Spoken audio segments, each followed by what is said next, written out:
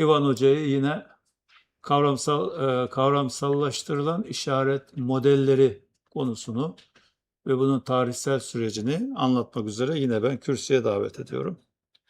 Please, Ivan, you can come here.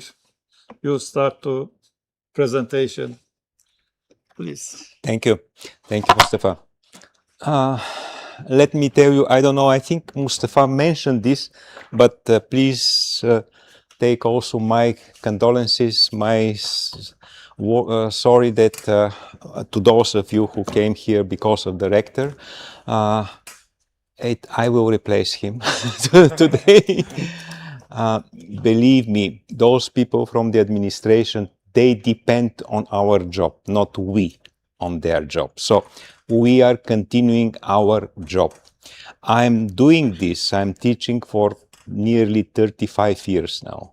So I am concerned only of what am I doing, not what somebody is coming to look at me or not look at me.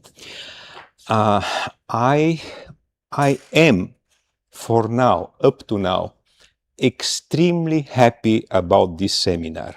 I know that at the beginning you were very anxious, you were concerning that you are not understanding almost nothing, almost anything, but I know something which you don't know. It is namely, which is always like that.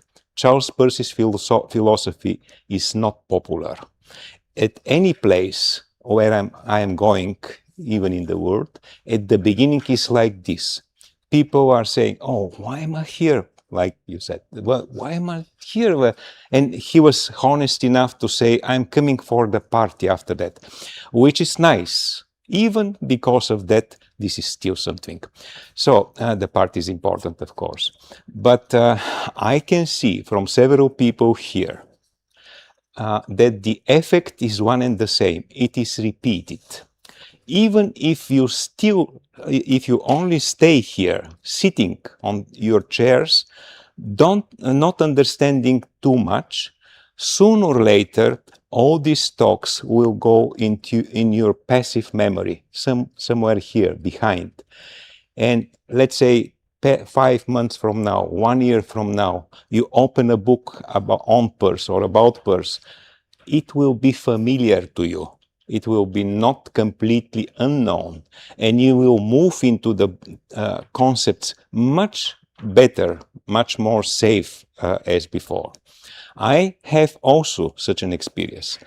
I've been to military, in a military service, military barracks, for more than 2 years. And there was absolute no books, and I was addicted to reading. But no books in the army. They wouldn't allow you to read. They have to keep you busy all the time. So one night when I had to guard something, I suddenly saw a book which is like on a display or an exhibition when the big bosses are coming, military bosses are coming to see that we have a book. And this book was very thick. And I rushed to the book, took it, and I read it for 2 nights. The book was called The Spirit of Logic. Hegel didn't understand the word. But many years after, when I started studying Hegel, it looks familiar to me. It was somewhere there, here. So, to those of you who have doubts that they understand something, please don't. Even if you don't understand anything, it is not unused. It will not damage your memory. Quite on the contrary. So we are continuing now, and we are doing one and the same thing. But let me first say that I'm also very pleased with our timing. I have scheduled 5 big topics to talk. And up to now, we are moving exactly on time schedule, believe it or not. I didn't believe it, but we are. We finished in the morning session the topic about conceptualizing, which we started the day before. Now we are starting the last topic, which is about semiotics, strangely entitled like you see, but we will see why.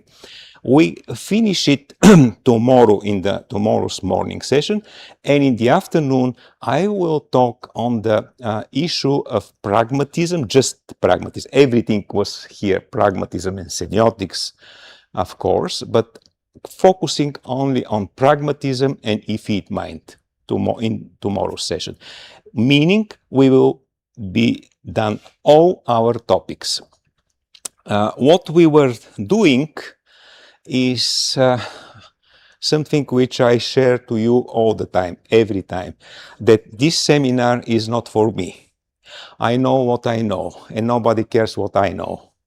I'm already out, but I care about what you have learned. So I ask today some of you just to summarize what we have done up to now. To summarize, it is not pretentious. I don't ask you to repeat it word after word. Quite on the contrary. Tell it with your own words. And so, to me, it is not good that the rector has not come because I like stress. Any person under stress can produce immensely more than if it is relaxed, if he or she is relaxed. So I'm sorry about the rector not coming, because I like to put you under pressure. Unfortunately, I can't, because you're not afraid of me anymore. But anyway, so please come, Herman, and just summarize what we have done up to now with your own words, and then I will ask for the same Aiden, and I'm not going to ask Tuna because he's very young. No, you can use the table if you need it. Where should I begin? Yes, begin. Where? Which point? Whichever you wish. The podium is yours. The audience is yours. English or Turkish? Whatever you believe. Maybe I don't know. Maybe one of you talking English. Your English is good. Say something in English, but you can continue in Turkish if you. Yeah. I like that most. For me, Turkish would be better, but I would like to have some essence what you would say. So maybe mix and most of the talk Turkish so that everybody understands. So first, I'm a bit excited and confused because the philosophy is so complicated. So I'm not so sure if I understood something from all right. In these seminars, we are trying to understand Peirce. First, we learned about his life and the ground he raised up. He is one of the greatest philosophers of America and also the worldwide. He was a genius. He was a holistic philosopher. In fact, he is the greatest. He was called an American Plato. Yes, he was the greatest American philosopher with William James II and John Dewey III. Mm-hmm. So he was interested in a lot of fields, philosophy, logic, is other science, and he taught math by his father. He learned logic when he was a child. As a job, he was a chemist, but we know he was a philosopher, and he also called himself as a philosopher in an age, I forgot the age. 12. 12. So his issue is about understanding and meaning, right? And we are trying to understand his thinking way. he is founder of the semiotics. As we know, the modern science and linguistics, Saussure is the founder of semiotics. But when we looked at the dates, Peirce is the founder of the semiotics. He has different views and ideas to the meaning and reality, which we can summarize by categories. Wonderful. He Yes. has triadic categories. Three. Three categories. Before him, for example, Aristotle, there are several categories, 10 categories. He says three is enough to understand everything. And they are firstness, secondness, and thirdness. These are the first categories. Before then, we have ground. The term is very Exactly. specific to the terms. Ground is a Potentiality. potentiality where categories rise up on it. Rise toward clear understanding. We have first thingness, but we don't know what this thingness would be, and this is ground. Then we have firstness, secondness, and thirdness, which are rising of our vision. As I told you, I see you. You can say this in Turkish. 100 meters from me, and I'm not sure what you are. You can give this example. It occurred to me right now. And then these are the categories, and everything moves toward clearer understanding. Clear understanding. That is all about Peirce. Clear understanding. Clear understanding. Yani Yes. her şey daha iyi, daha açık anlamanın yolu bunlar. Yani onu bedenselleştiren, cisimleştiren metot aslında. Yeah, you can start now only Turkish. Okay. Ground terimi Peirce'e özgü. Kategorilerden de önce her şeyin temelinde yer alan şey. Potansiyel kelimesiyle özdeşleştirebiliriz. Yani bir şeylerin ortaya çıkmasına yol açan zemin. Aslında belki en basit tanımı bu. Ve bu zeminde kategoriler belirmeye başlar. Bunun belki firstness, secondness, bunları İngilizce'de sanırım telaffuz etmemiz terim olarak uygun. Ve thirdness. Thirdness yani üçüncü bir kule gibi bunlar yükselir ve bir gerçekliği, realiter neyse anlamamızı cisimleştirir. Thirdness is about our thinkings. Yeah, but go on in Turkish. I know what you know. Yeah. Yeah. A problem from me. Okay. Okay. Evet, üçüncülük daha çok bizim gerçeğe dair düşüncelerimiz, yani yorumla ilgili, interpreting. Yani evet, bu da kişiden kişiye değişen gerçekliği tabii bir yandan ortaya çıkaracak. Olayın önemli yanlarından biri bu.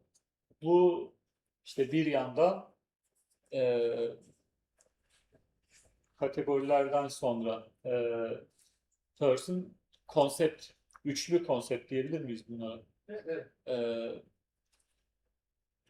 Neydi? Sign,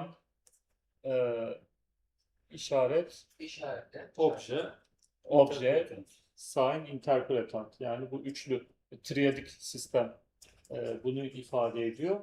Burada da yine interpretant yani yorumlayan, yorumlayıcı önemli bir ayak.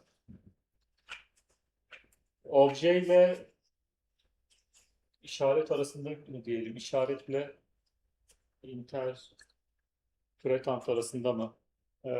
Yani konseptlerin oluşmasında diyelim ilişki, relation terimi önemli. İki şey arasında bir ilişki kurulur. ve bu anlamın da konseptin de ortaya çıkmasının ilk basamağı olarak kabul edilir. İşte o nokta pragmatizm kabul ediliyor. Evet, O nokta, o ilişki noktası pragmatizm. evet, Şimdi nerede pragmatizm Doğru. bize aksiyon dedi. evet, Yani o aksiyon işte. Anahtar- Pragmatizm oldu. evet. Oradan Anahtar çıkan aksiyon, hareket. kelimelerden biri de buydu. İvan da az önce arada yine sohbet ederken vurgulamıştı. Mustafa Hoca'nın hatırlatması iyi oldu. Belki en başta vurgulamak lazım. Peirce'in felsefesi statik değil, durağan değil. Yani bir harekete, aksiyona dayalı. Dinamik. Dinamik. Evet. Dinamik. Ee, Sosyoloji. Kant'ınki Felsefeye ise ait. sentetik. Evet. Bunu sağlayan da interpretant, yani o yorumlama kısmı. Çünkü bu kişiden kişiye değişen bir şey olacaktır. Dolayısıyla durağan olması mümkün değildir. Doğru mu hocam? Tabii doğru. Evet. Okay, maybe I can go on, or if you have questions too. Yeah, if they have questions. But are you aware what did you do up to now? You presented a whole paper on Peirce. This was your first paper on Peirce, and it was absolutely perfect. Why don't you say, I don't understand Peirce? Why? Still, I feel like I didn't understand, but You understand. They- You can use him in a conference for Peirce that he may deliver a paper. Especially now when I present the difference between Peirce and Saussure, you can go into it. I will represent only the general things, but you should get the idea what it is all about. So thank you very much. If somebody has some questions, sorusu olan var mı arkadaşlar? Vildan hariç. yeah. Tuna, you have question? Yeah. Okay. Be clear, please, and succinct. And you know this question is to you, not to me. No, not at all. This is Really? yes. Huh? To me or to him? İngilizce Am I söyle. able to say in Turkish? To It is him. better in English for both The of us. the But- question just he presented something. Now the questions to him. Tamam. Benim anlattığım kısımla ilgili sorun varsa. Hani daha önceden biriktirdiğin sorular varsa onlar değil. Hani onu diyor. Tamam. Aa, iki şeyden anlamı çıkaran bir zihin olarak var oluyoruz. Biz onların tersine tartışıyoruz. Fakat bu metodoloji her şeyi kapsayan bir metodoloji olduğu için sadece zihinsel değil, aynı zamanda zihni olmayan şeylerin de geçerli olduğu metodoloji olmak gibi bir durumu yok mu? Onlarda böyle bir şey gerçekten varsa Zihinsel olmayan şey mesela hayvanlar falan yani ya da nesneler. iki nesne arasındaki ilişki, atıyorum taşı sürterek yoğurttan su arasındaki ilişkiyi açıklayan metodolojiyle nasıl ifade ederiz diyagram olarak? Mesela oradaki interpretant nedir? Çünkü orada bir yorumlayıcı benim kafamda canlanmıyor açıkçası. Ondan. Yani doğada kendiliğinden var olan gerçeklikler için mi doğru anlıyorum? Hocam bilinç dışı. Yani orada aslında first şey olmuyor mu? Ben bir, İlk aşama. omuz vereyim istiyorsanız. Hocanın kitabında tam olarak böyle bir bölüm var. Berg von Kim isimli psikologdan hoca yararlanmış. Diyor ki bir ormanda bir ağaç devrildiğinde bunu algılayabilecek bir zihin yoksa bu bir şey ifade eder mi? Yanıt.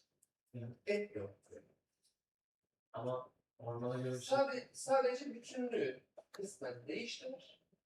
Ama algılayan bir zihin yoksa, yani orada bir hayvan yoksa, bir insan yoksa bu onda bir değişiklik So- yaratmaz. This is a human-centered science. Yani Perception, kendi insanı merkeze alarak yapılan bir bilim. bilinç aslında. Cognition, Evet. yani bilinçle alakalı. Yani yoksa Tuna'nın dediği şey doğada da bizim haricimizde bir şeyler var. Biz bugün insan olarak dünyadan yok olsak da dünya Olmaya madde devam olarak var edecek. olmaya devam edecek. O zaman biz kendi algımızın bilimini yapıyoruz. İnsan nasıl düşünür, nasıl anlar. Bu zaten Dolayısıyla- yorumlama ve Aynen, bütün- algılama süreci. Mesele bu. O yüzden senin sorduğun soru şey hani alan dışı kalmış mı oluyor diyelim. Kalmamış Bilemedim. oluyor. Yani hani tam şeyi kuramadım. Ben uzman değilim de. Şöyle Hani aradaki bağlantıyı öyle kurabilir miyiz? için konuşamıyorum. şöyle bir züppelik yapmama müsaade edin. İnsan kendi algıladığını, önce kendi varlığını ve bu varlığıyla algıladığı diğer varlıkları, canlı cansız, ki cansız diye bir şey olmaz aslında, hepsini monitörlüyor. Canlı cansız her şeyi kendi bilinci ve anlayışı doğrultusunda kıymetlendiriyor ve en kıymetli de kendini kabul ediyor. Dolayısıyla aslında yaratılmışların en şereflisi, eşrefi mahlukat terimi filan tasavvufta böyle bir şeyler var. Bunu ben biraz aşağılık buluyorum.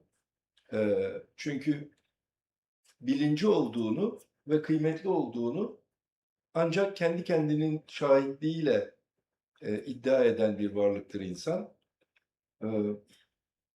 Bizim ne kadar kıymetli olduğumuzu taşa sorduğumuzda taştan bir cevap alamadığımız için kendimiz dışında bir şahidimiz yok. Çok kıymetliyiz, eşrefi mahlukat. Çünkü düşünüyoruz, sanat yapıyoruz vesaire filan. Taşların sanat yapamıyor, resim yapamıyor, binalar inşa edemiyor olmuş olmaları onların bizden daha kıymetsiz olduğu manasına gelmemelidir. Biz kendi kendimizin şahidi olarak en kıymetliyiz ve felsefe üretiyoruz.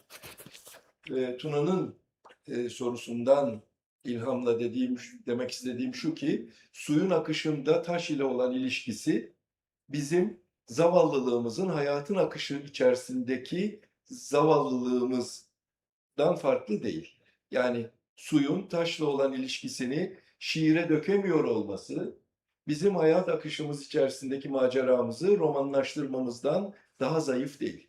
Aynı şeyi söylemiş oldunuz daha edebi şekilde. Ben de hani Aslında onu söylemiş yardımlaştırmayı oldum. sordum. Biz kendi idrakimizin bilimini ve felsefesini Evet. yapmaya çalışıyoruz. Yani Evet. çok kıymetliyiz. Yani kendimiz canım. Yani Bunu dünyanın bir numaralı astronomi alimi de söylüyor. Neil deGrasse Tyson. Diyor ki evrende en çok bulunan işte 5 elementin 3'ünden oluşuyoruz. Ne kadar özel olabiliriz ki? Ama özel olduğumuzu biz kendimize söylüyoruz. Tamam. Siz Evet. desteklemek için söylüyorum. Let's turn to Peirce. One more thing I can Peirce buna add. ne diyor işte hocam? Peirce bu Erhan konuda bir Hocam, şey diyor mu? Şeyi sorar mısınız? Onu Ivan geldiğinde sorarsınız bence. İvan Hocam. Ben son noktayı bitireyim. Tamam. Ekleyeceklerimi hani anahtar kısımlar olarak bir kısmında çünkü Aydın tamamlayacak. The first philosophy is philosophy grants on mathematics and logic. This is Great. important. That's very important, yes. So maybe he is dedicated himself for this, embodying his thinking by maths and logic. Exactly. So this is important. That's my last thoughts. Bravo. Thank you. You actually produce again, as I said, you produce your first presentation about Peirce. Again, listen very careful to what I'm going to make the difference between Peirce's and Saussurean semiotics, and you will see your path towards. It's very modern to compare Peirce and Saussure, and not to say this is bigger and this is not bigger, but just to compare. Please, we would have a literary study. We have a language and now a person who is coming from literary study to make a resume. Please, Aydın.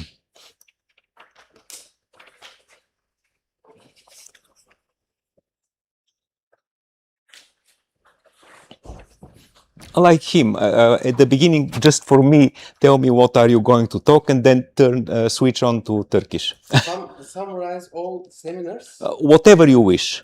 I know you can do it, but tell me because you have something written, tell me what you are going to talk remind about. myself. And then, yes, your interpretation, and then talk to the audience in Turkish. I wish that everybody is included. whole seminar, I focused why is Peirce is important for us. It's my main problem. What did Peirce do? Peirce is the father of pragmatism and categories and semiotic respect. Holistic philosopher, he did many things to work on, and he gave us many ways to think about to us. It's not completed works, so he gives us room for working on his ideas. Major innovation in Peirce's philosophy is his use of the sign as a central tool to interpret thought and reality. What does it mean? Sign is can I You continue in can Turkish? everything. Yes, please. İşaret kavramını bizim yeniden düşünmemizi sağladı aslında. Şöyle bir baktığım zaman işte sosyoloji tanım var, Peirce'cü tanımlar var. Ama burada işarete yönelik temel farkı, hocam da az önce işaret ettiği gibi interpretant oluştu. Interpretant kavramı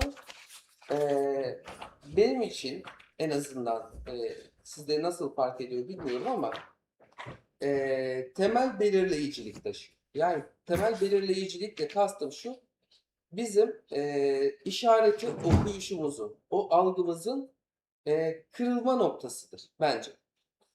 Çünkü eğer algı sabitse herkes her işareti aynı şekilde algılayacaktır. Sağlıklı olunduğu takdirde. Ama interpretant devreye girdiği anda artık anlam farklılığı, çok anlamlılık, çoklu yorumlama olanağı bize sağlıyor. Peirce'ün diğer bir önemli kavramı kategorilerdi. Can I continue in English? Whatever you wish. Okay. Podium is yours, audience is yours. Yes. Three universal categories we talked on: firstness, secondness, and thirdness. The thing which I want to show is on categories idea. Firstness, we can understand firstness as awareness or potential. Secondness, we can understand it as the occurrence interaction. Exactly. Thirdness, mediation or interpretation. Meaning. Meaning. Mediation, once you mention mediation, this is meaning according to Peirce. Something which mediate between two others, firstness and secondness, the thirdness is mediation, which is meaning. So, at the beginning of these categories, there is a term named ground. Ground is the beginning of thought or knowledge. Yes, knowing. We start to know. I start to know, but I don't have any ground. And if I have a ground, I continue. Peirce describes it as the initial vague hunch or clue Exactly. that precedes the full cognitive recognition of a sign.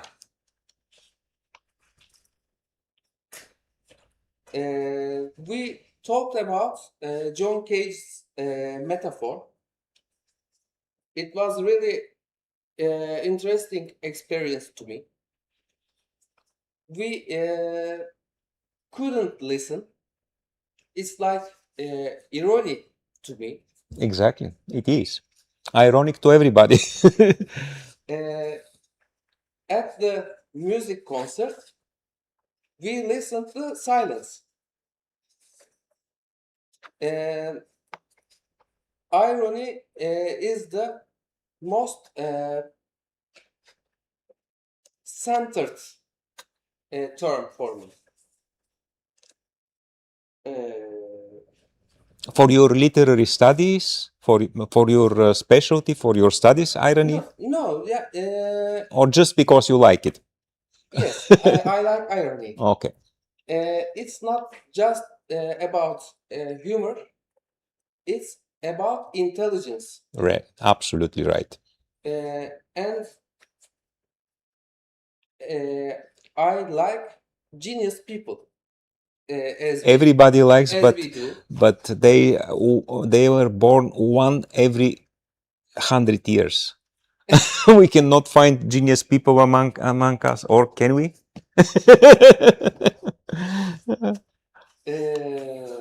When there is a genius, we just like that.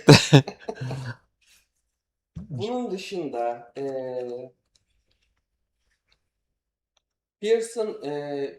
Peirce'ın üretkenliği ve hayat kısmı da oldukça dikkat çekici göründü. 120.000 sayfa, 120,000 papers. 120,000 pages. He is genius, yes. Productive, yes. But there must be something more, I thought. He has a material to work on, like pragmatism and semiotic. I think pragmatism and semiotic give the right fuel for his brain. Very good. Bunun dışında dikkatimi çeken şeyler aslında yoktu. Yani var da. The time is ours, don't worry. The time is ours. If somebody says we have to run, we should stay. You run, we stay. No, just message received. Okay. What's that? Ignore it, ignore it, ignore it. Even if it is from the rector. Eklememi istediğiniz ya da sormak istediğiniz herhangi bir şey var mı? Questions? Okay. Questions. Now is the moment. Vildan'ın soru sorma hakkı var şu anda. Vildan aklına ne takılıyorsa sor. Yeah, Vildan always has questions. Evet. Aydın bu konuya bayağı çalıştı yani. Aydın 3-4 yıldır üniversitede çalışıyor. Aslında ben hocanın kitabını çevirdiğim için hile olmasın diye mümkün olduğu kadar ses çıkarmıyorum. Saklanıyorum yani. Az önce verdiğim Jack Wong Kim örneği de hocanın kitabından alınmaydı. Benim kaldığı bir nokta daha var. Lütfen. Ama bağlantısı tabii ki. Umarım fikrim vardır. Bu metodoloji bilimsel, matematiksel ispatlı, öğrencileri olan bir metodoloji. Eşittir MI gibi. Deneyimlediğimizde, herhangi bir yerde deneyimlediğimizde tekrardan aynı sonucu elde ediyoruz ya. Bu da böyle mi? Bu da böyle mi? Yani, Aslında bunu İvan'a da sormak lazım. Şöyle, hocanın söylediği çok önemli bir şey vardı, saptama vardı Peirce'le ilgili. Kendisi diagramatik bir düşünür diyor. Diagrammatic I've heard. Wonderful. Diagramatik olduğu için mümkün olduğu kadar yazıyor, çiziyor, düşünüyor, sunuyor ve yanlışlanabilir kısımları da değerlendiriyor. Yani kuram, değerlendirme, dönüt, tekrar kuram döngüsünü oluşturuyor. Şimdi böyle baktığım zaman aslında ortaya attığı o yanılabilirlik, fallibility burada kendini gösteriyor. Ben yanılmam demiyor. Ama kuramını düzenliyor. Her seferinde aynı sonuca bizi vardırır mı? Bu sosyal bilim. bu sosyal bilimlerde. Çünkü anlamın nasıl ortaya çıktığını metodolojisini veriyor gibi algıladım ben bu süreçte. Yani işte Tabii o da var. Zaten az önce birinci okulda da vurgulamıştık ya. Bilimleri sınıflandırır. Matematik her şeyin temelini alıyor. Evet, felsefe. Dolayısıyla- Sonra matematik. Yok, en başta matematik. Öyle Yanlış mi? hatırlamıyorsam. Onu evet, en başta araştırmalı matematik sonra felsefe geliyor. Dolayısıyla Öyle mi? sosyal bilimler bunun içerisinde. Hı hı. Aslında dediği doğru. İşte bizim nasıl anladığımızı bilimini Tabii tabii. formülünü koymaya çalışıyor. O da Düşünmenin şu formülü olmuş koyuyor. oluyor. İşte bizim gerçeğin, düşüncenin kişiden kişiye değiştiği sonucuna ulaşılıyor ve aslında bunu formülleştirmiş olmuyor mu? Hani interpretan şey düşünüyor. Algı dediğimiz şey zaten Yani bununla işte onun alakalı. formülünü yapmış oluyor aslında. Hani şuna şimdi değişmez bir şey Önce yok da. kategorileri ayırıyor. Evet. Daha sonra da nesnasla bunların her zaman birlikte olduğunu ortaya koyuyor. Şimdi yalnız başka bir sorun var orada. Şimdi biz ayırıyoruz sosyal bilimler, fen bilimleri diye de bu ayrım oldukça eski. Bu ayrımın modası geçti. Yani Peirce'da gördünüz mü? Peirce'in bilimleri tasnifini Ivan'dan belki dinleriz bugün yarın. O bilimleri daha farklı bir şekilde tasnif Evet, ediyor. onu söyledim. Yani mesela işte teknik bilimler, beşeri bilimler falan diye ayırıyoruz Türkiye'de. Bu evet bir dönem böyle bir ayrım yapılmış. Ama şu anda bu ayrımların hiçbiri geçerli değil. Hele Peirce'ü tartışırken hiç değil. Yani Tuna'nın dediği diyelim ki Tuna'nın dediği deneysel bilimlere, deneysel bilimlerde geçerli. O Ama belki kesinlik burada da var mı diye Peirce'ün arıyor. kurguladığı semiotikte de geçerli belki. Bunu daha bilmiyoruz. Bunu öğreneceğiz onu. Yani Peirce'ün kurguladığı semiotikte, kurguladığı pragmatikte geçerli mi değil mi bunu bilmiyoruz. En azından biz bilmiyoruz. Belki Ivan biliyor. Ivan'a sorabilirsin ama sosyal bilimler, fen bilimleri ön varsayımından hareket edersek doğru sonuca ulaşamayız. Kanunlaşmamış. İşte hani işte ama bir kanun ya hani okul ve Tabii o kanunlardan söz ediyor Tuna. Tuna kanunlardan söz ediyor. Yani bunlar da teori. Kanunlar nedir kanunlar? Kanunlar şöyledir oğlum. Kanunlar kesinleşmiş teorilerdir. Ama teoriler kesinleşmemiştir. Kesinleştiğinde kanun olur. Anlamı yaratacak formül. Aslında Çünkü evet. Söyle. kendi alanımı biraz sayayım. Ee, mimarlıkta anlam ortaya çıkartırken sürekli nesnelerden uzaklaşıp aynı şekilde ilişkilere odaklanmaya çalışıyoruz. Eylemlere odaklanmaya çalışıyoruz. Çünkü nesne içeri girdiği zaman insanlarda bir irkilme yaratıyor. Çünkü eylem konuştuğumuz zaman yorum yapabilecek şeyler kısıtlanıyor. Daha çok o olayın içerisinden çıkacak nesneleri yorumlamak bize kalıyor. Ve eylemlerden bahsederken içinde hep bir ukde kalıyordu. Hep bir sanki bu bir sahte mi acaba? Gerçekten bir o his kalıyordu bende. Çünkü söylediğiniz gibi düşünlerle tartışıyoruz. Anlam herkesin interpretanta göre değişiyor gibi bir şey kastediyoruz ya. E, ama işte o gerçekten de oluyor.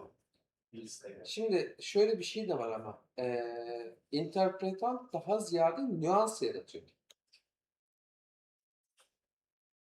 Kastım şu. Bunu mesela şeyde de örneklemiştik. Sandalye dediğimiz zaman bağımsız, çok farklı bir şey düşünmüyoruz. Rengi farklı. Evet. Biçimi biraz farklı, farklılık içerebilir. Evet. Ama temel özellikler de aynı. Yani bambaşka radikal noktalara bizi götürmüyor. Yani interpretant çok anlamlılık veya işte yorumlamanın imkanlarını bize veriyor. Evet doğru. Ama çok bağımsız veya radikal noktalara taşımıyor. Yani kalem dediğimiz zaman yazmaya yarayan her türlü cihaz veya araç gereç olarak düşünmüyoruz. Ya işte kurşun kalemdir, ya dolma kalemdir, ya tükenmez kalemdir, ya sarıdır, kırmızıdır, laciverttir. Bu çeşit nüansları var ama yazmaya yarıyor diye bilgisayar düşünmüyoruz. Kategorizasyon. Evet, kategoriler devreye giriyor. Finished? Lütfen. Aynen hocam ben şeyi soracaktım. Şimdi Mustafa Hoca ikili düşünce sistemi çözüldü. Peirce'ın üçlü düşünce sistemi henüz çözülmedi. O yüzden değerli demişti. Onu hatırlıyorum. Şimdi aklıma şey geliyor tabii. Hani mantıksız bir soru da belki olabilir. Estağfurullah. Şimdi birinci boyut var, ikinci boyut var. Hı hı. Firstness, secondness, thirdness. Dördüncü boyut olabilir mi? Biz mi ortaya çıkaramadık? Anlamsız mı olur? Peirce acaba bu dördüncülük konusunda bir şey söylüyor mu? Olabileceği, olamayacağı konusunda. He is talking about fourthness. Okay. Is possible. Is possible fourthness. Is possible? Ah, fourthness. Fourthness. I will tell. Is it Tell. possible? Yeah, Possible. but I will tell immediately. Okay, then. Please. No. First, thank you very much. Thank you. Go. I will tell. Hocam ben sorumu daha yeni hazırladım. Geç geliyorum ama doğru verisi için de bir de İngilizce pek şey yapamadığım için. Ama Türkçe söyleyeceğim hocam. Soracağım size. Peirce'ın interpretation mekanizması kazanmadığı senin pragmatik eylemi mi seviyorlar? Yoksa domuz değil yani Efitman. Efitman gibi üçüncülük yani eski üçüncülük. I didn't speak about defeat mind yet. Not yet. O yola kaplayıp hocam böyle bırakın yani kaç Hoca diyor ki henüz Efet Mind'ı görüşmedik. Tomorrow. Yarın görüşelim diyor. Yani ben bunu kendime göre yanıtlarım ama yanında yorumlayayım bence. hocam hocam Akışı değiştirmeyelim. Tomorrow. ben bu kavrama takıldım. Yarın. We are waiting for answer fourthness. Yes. Thank you very much again. So, the rector should have seen these two guys. They made their first presentation about Peirce. Maybe not first, but only focused on Peirce. I'm very proud of you. Very, very proud. Thank you.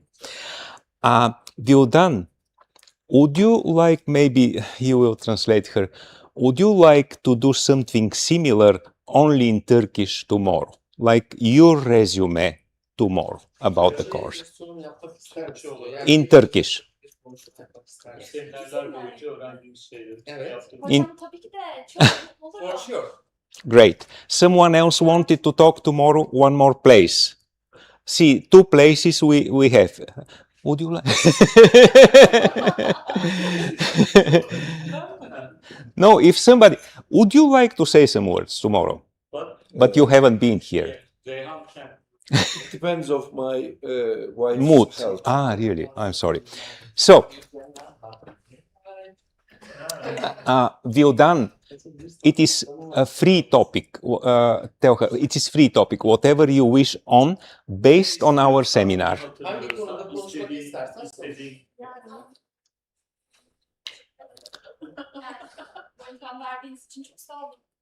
Explaining, answering to Bekir's question, whether there is a, but I don't know whether you need a translation or not,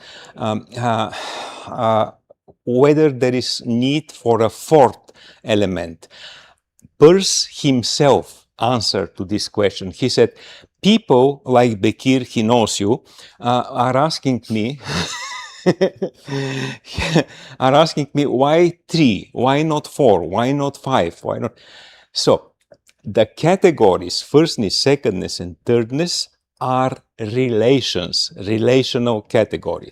So which act, human act, is the most basic ones? The most basic one act is A is giving to B something which is C. Clear? Now, try to ignore some of the element. Ignore it. B, C. B, somebody, say Mustafa, and then gift. Try to ignore B. A, me, Ivan, what? Gift. Try to ignore C.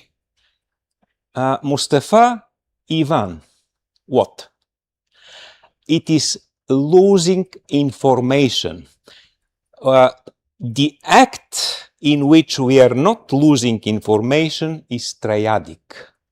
A is giving to B something which is C. This is the basic act which is known.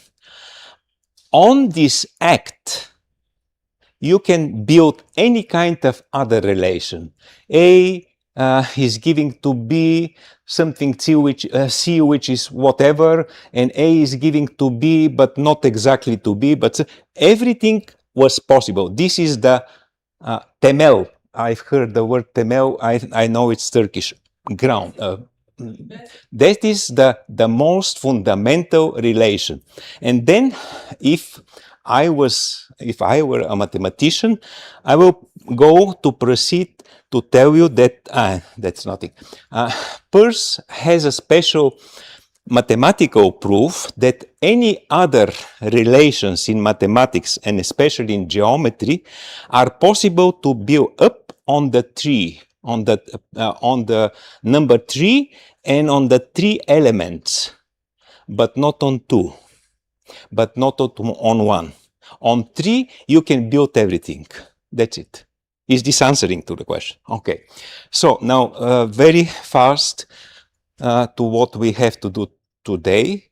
I know what I shall skip. Tuna, maybe you can help. Maybe you can help Vildan for tomorrow's speak, but you will not talk because you're talking too much. Yes.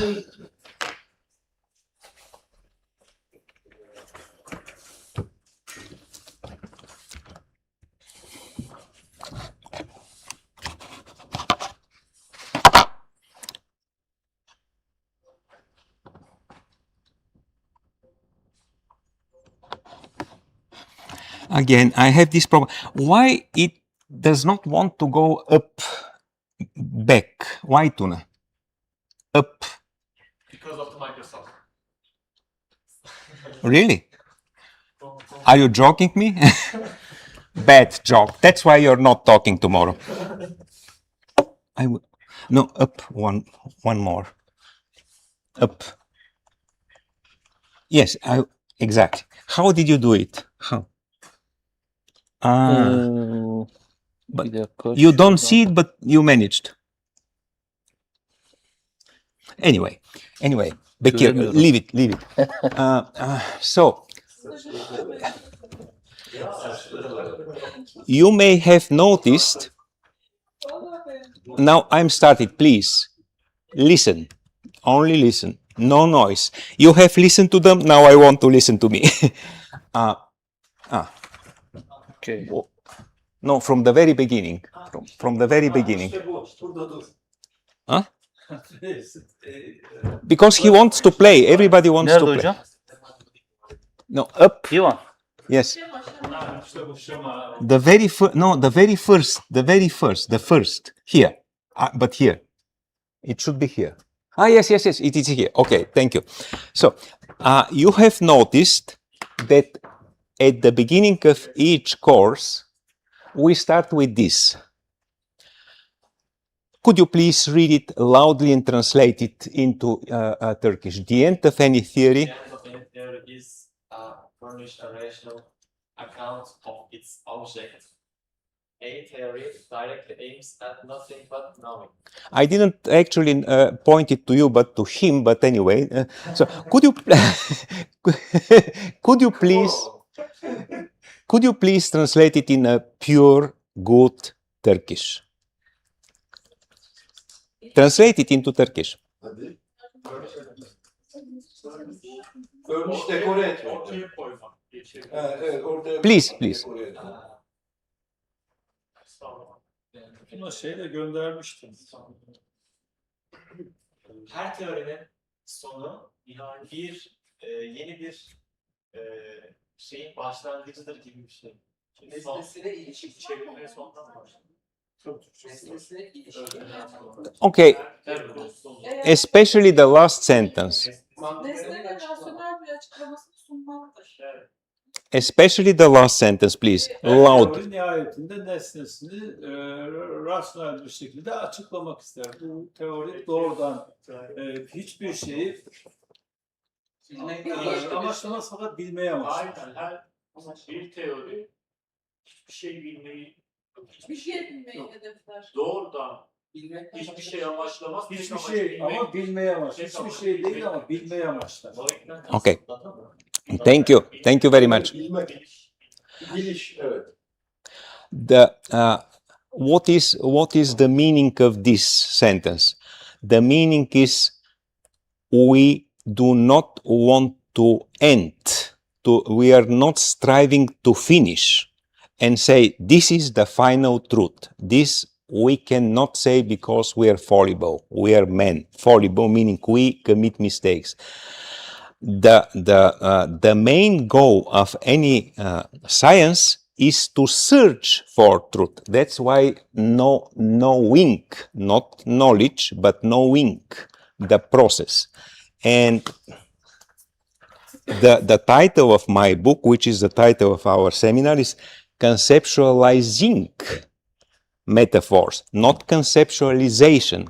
Conceptualization is already finished. Conceptualizing, meaning why we are during our process of conceptualizing, we are doing this and that. So movement again. Remember this and you will have the essence of Peirce's philosophy. And now we are going to continue with semiotics. We will go to skip a lot because we have this which is more important to me. Those two people who proved that we were right in our seminars to say something. This is the classification of science which you have already seen. Upper layer, the upper science which are starting with mathematics, philosophy, metaphysics, and so on, are called by him ideoscopic, sinoscopic, sorry, and these ideoscopy are some of them, and these which are below are senoscopic sciences. Senoscopic means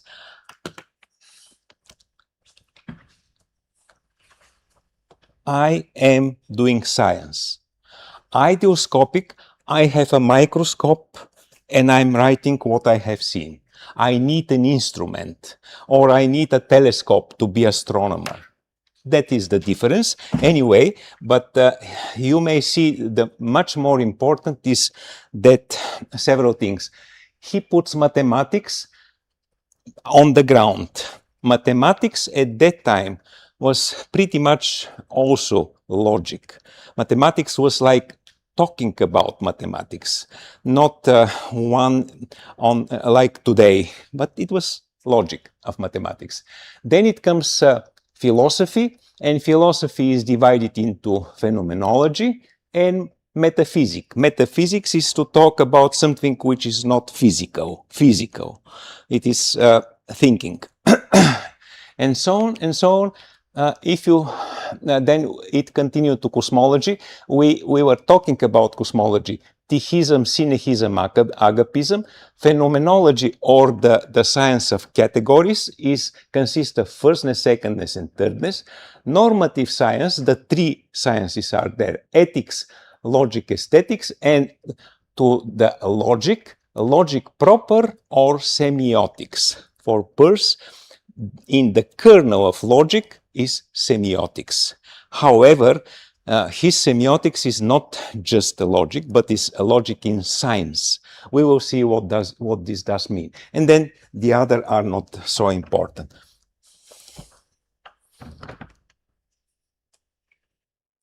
Back to the beginnings, we know what semiotics is, but I will give you some ideas, and we move to a very big example, which I am sure you will enjoy and you like it a lot.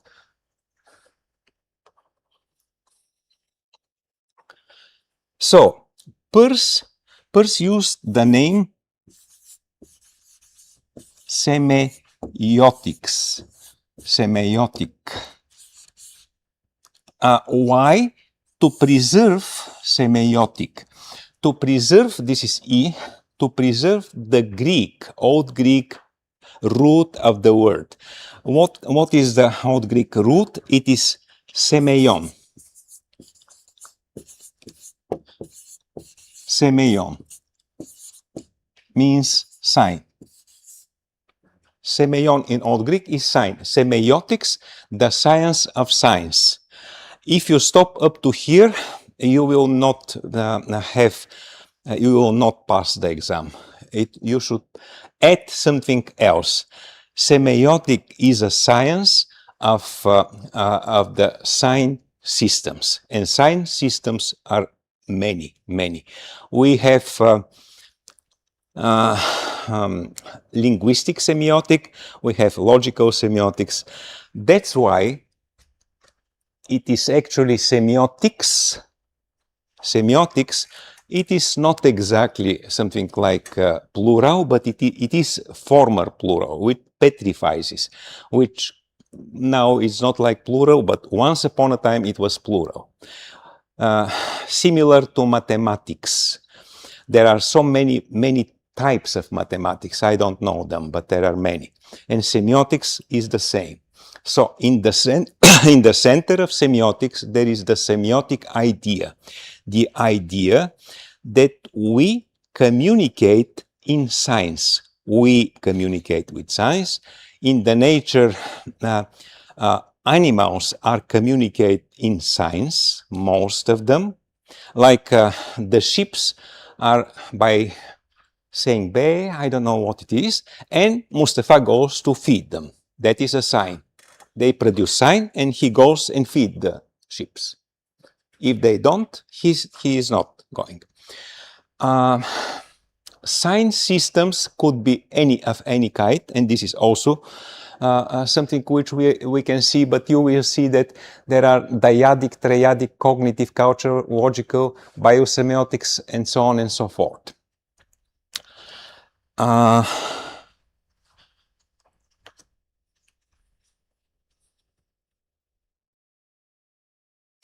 This is already no need.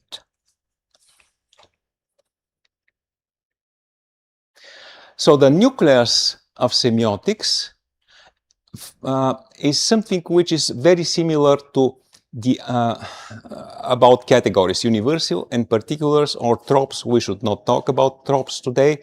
This was Peirce's understanding when he outlined his term semiotic, the word he favors to allude to its Greek root.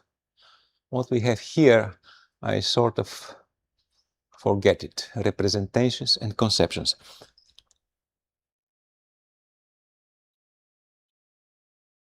Also not important. And we reach a place which I would like to ask you these several questions. Some easy exercises. Everyone can answer to this question. By the way, you can answer to these questions if you recall what did we talk up to now. If you were here all the time, you should be able to reply to this question immediately. What is the opposite of knowledge? Could you please briefly translate all these questions?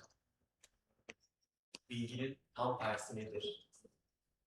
Karşıtı. Then all the questions, read all the questions. Kültürün tam tersi nedir? Doğanın yarattığı bir ürün var mı ki o bir objedir?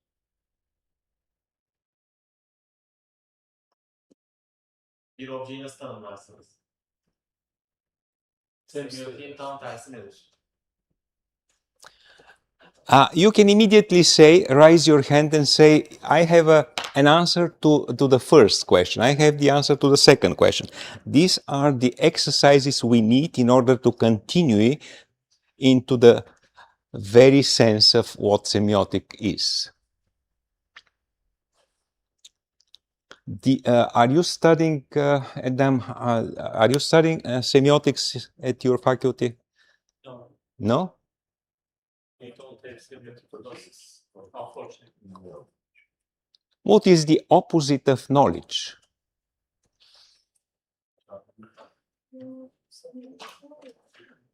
Unknown. Cehalet. Cehalet. Cehalet. Ama bu seminerde ulaşılan söyleyemeyiz. Nasıl yani? İsimler yavaşlar söz. Ha. Karşılıklı olması için öncesinde mesela varsa. Bilgi. Every human kind, every human needs either knowledge or what in order to exist. I gave you a lot of hint. We have learned how we achieve knowledge. Mhm. So, for example, if we don't categorize something, we can't reach the knowledge. So, to not categorize is the opposite side of the knowledge. We can say nothingness. Hmm? Nothingness. Nothingness is good, but however, it's very radical. Habit. Habit is good also, but it is only because you were here in this course and you have heard habit. No, any person out of this hall should answer like this. No. Yes. Unawareness. Hmm? Unawareness. Unawareness is good if you are in hospital, but you're not. Ignorance. Ignorance is good when a person is ignorant. Yes, please. Guesses? Hmm? Guesses? Yes. Guess is good if you're very smart, but if you're not, what is the opposite of knowledge? It's easy question. Unknowledge. It is very easy. I will tell you, and you will say, but better not telling you. Me. Tersi demeyelim, karşıtı diye. Tersi başka bir şey. Evet. Bilginin karşısında ne var? Bilgisizlik var. Karşı da değil. Bu opposite kelimesi çok farklı bir kelime. Mesela opposite'te. Opposite karşı değil. Mesela karşı karı koca derken- ilişkisi opposite ilişkisi. Yes, opposite. Karşısı değil. Tamam, yani karşı Onun yokluğu değil yani. Siyah beyaz. Tabii ondan beraber giden şeyler. Evet. Varsa yok olabilir. Ondan beraber gidiyor. yani buradaki opoziti biz şey gibi değerlendirmiyoruz o zaman. Bilgi ve cehalet Tabii, gibi tabii, değil. yok, yok. Hayır. Mesela Katar düşünün, iki hat tarafından çekilen o hat biri diğerine bağlı.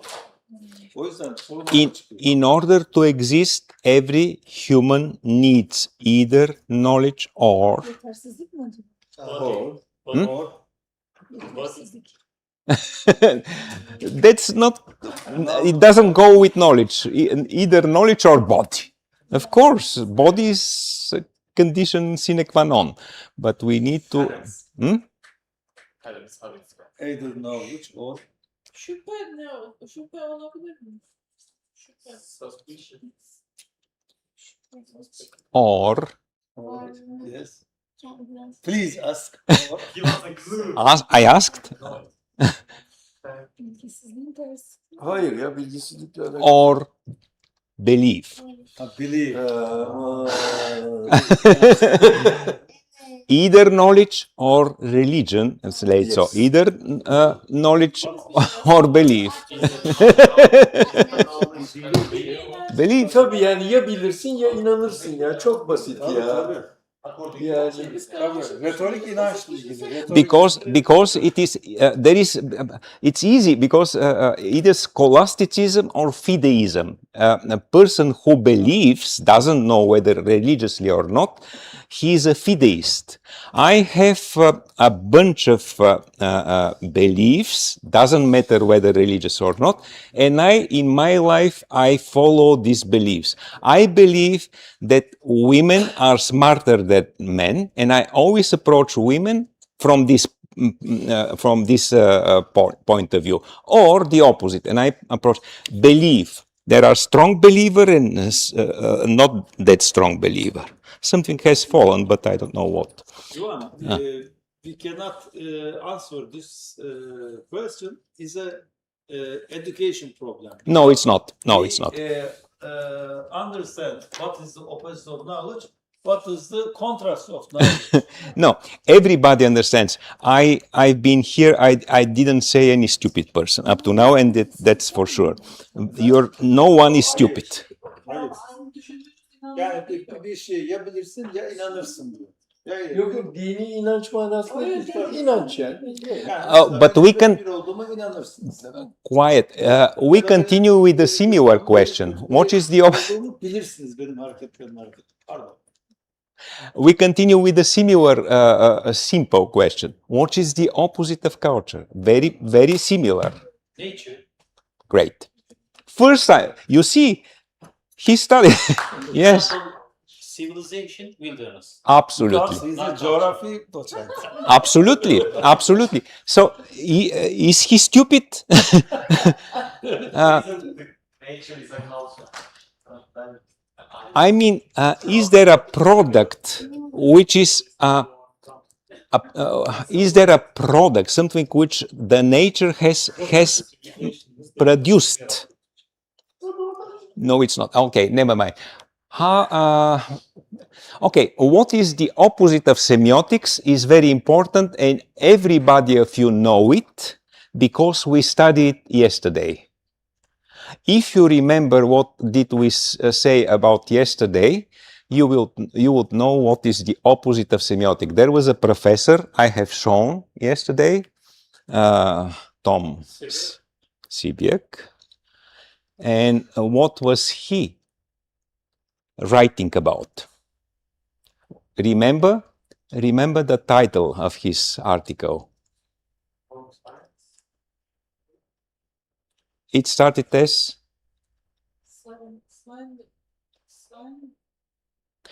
Pandora's box. Semiotics is about classification of science. We need semiotics in order to be able to figure out how to put a sign which says to us, don't dig here because you're getting dead. You will die. That's the opposite of semiotics. And now when we are when we warm up enough, we continue. Yes? We don't understand. The opposite of semiotics. You, who are we? Just you. The opposite of semiotics, if we don't have semiotics to classify, to order, to hierarchize, to say this is more science. Absent. Meaning, Semiotics of opposite absent. Absence. Absent. yeah, Absent. absence. Meaninglessness. But I'm asking, if we don't have semiotics, what should we have? And I said, this is figuratively thinking. If we didn't heard about semiotics, how should we solve the question what kind of sign should say don't do this, or the traffic sign?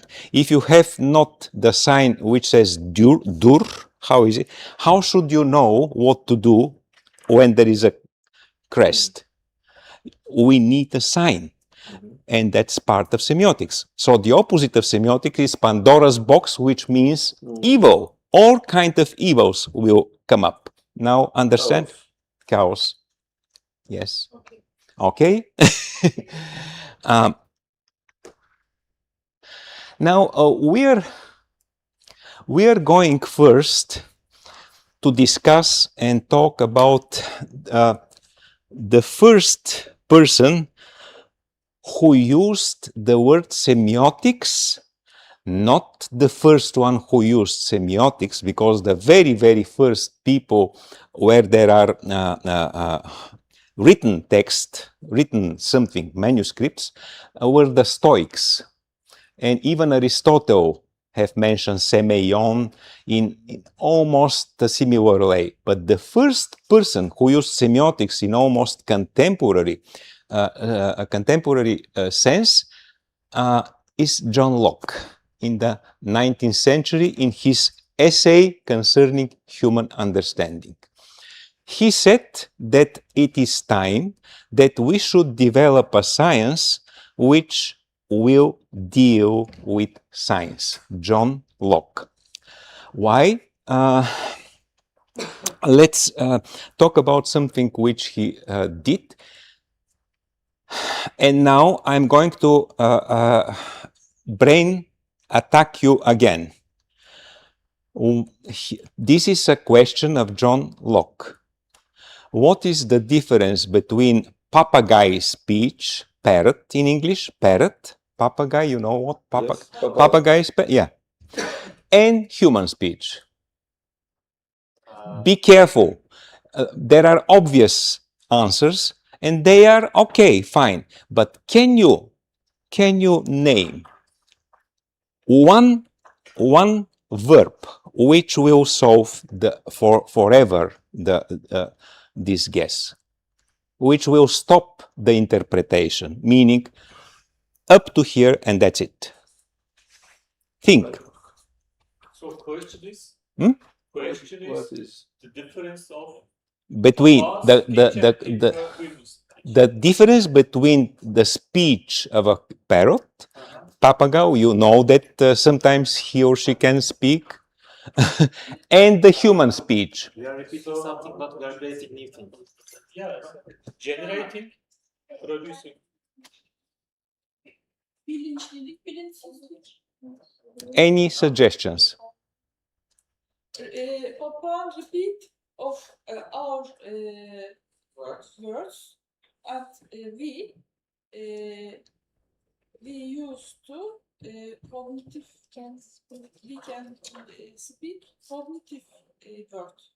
Thank you. I knew that. Can you tell me something which I don't know? Nothing.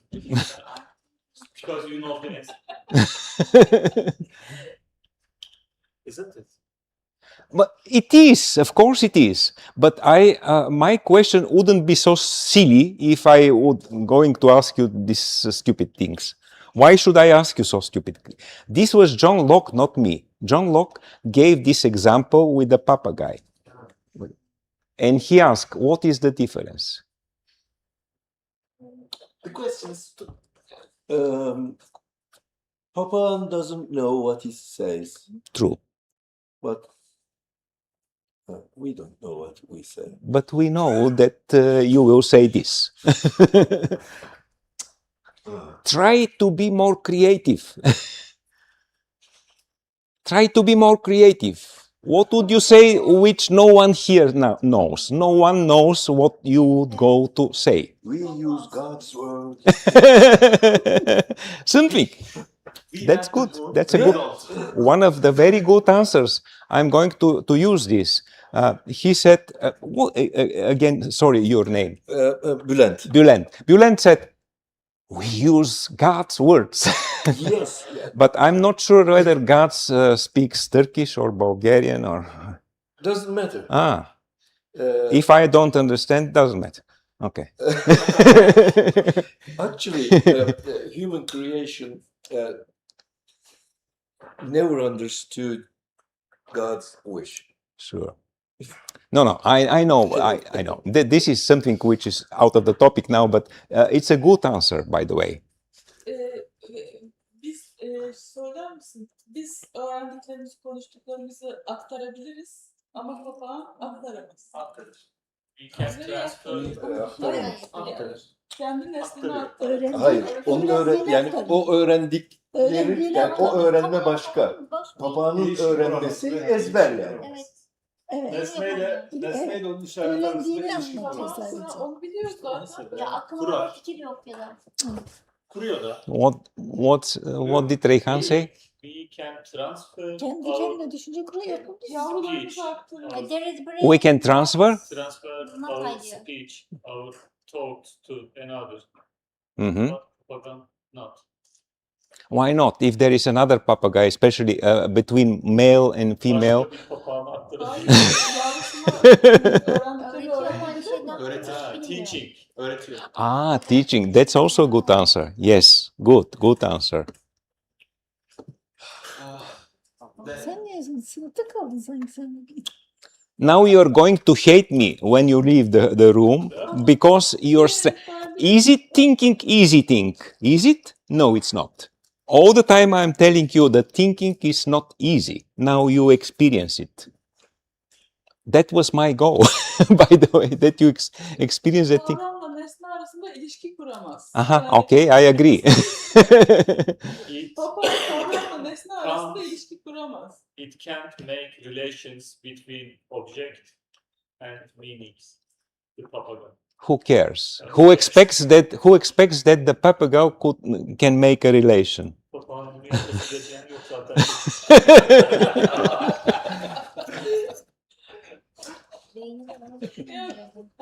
There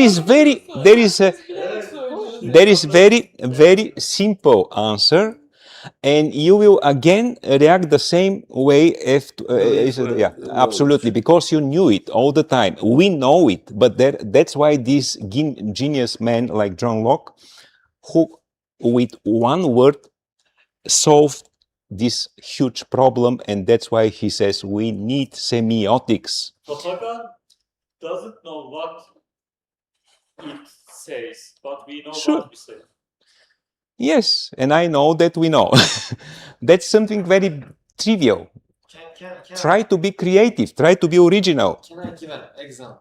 But you say These examples are very should not come before reasoning. Examples are to illustrate reasoning. Just reason and then give examples.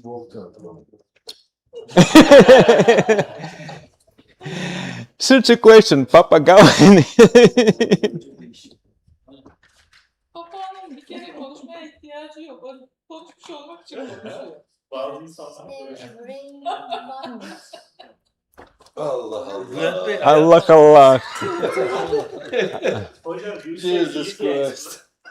You say us it is a easy. Very easy, very easy. But you say think hard, so we are confused. Because the easy answers as the genial. Yeah. All the genius are find simple solutions. We know we are not geniuses, so Who knows? No, you are young. You have time for in front of you. All of you. You can still be genius. Me, I cannot be.